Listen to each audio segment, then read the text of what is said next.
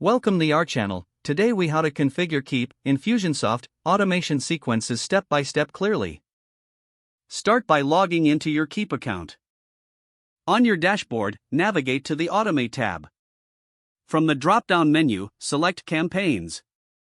Click on the Create Campaign button to start a new automation sequence. You'll see a blank canvas for your campaign.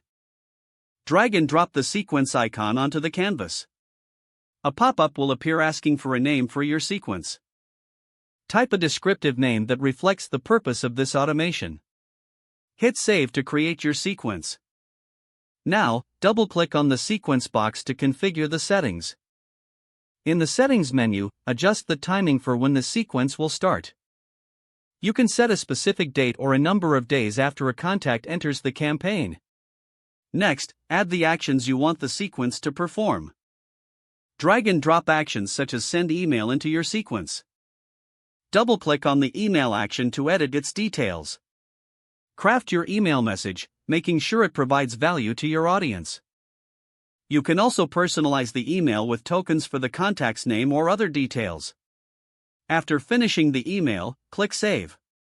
To add more actions, continue dragging and dropping from the menu.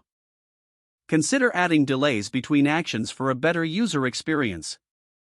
Once your sequence is complete, click the Save button in the corner. Now, it's time to configure your triggers. Return to the campaign canvas and select the trigger icon. Drag this icon to the canvas and connect it to your sequence. In the trigger settings, choose how contacts will enter the sequence. You can select options like form submissions or tags applied. After setting the trigger, click Save to confirm your changes. To review your entire automation, click on the Preview tab. Make sure all connections and actions flow logically.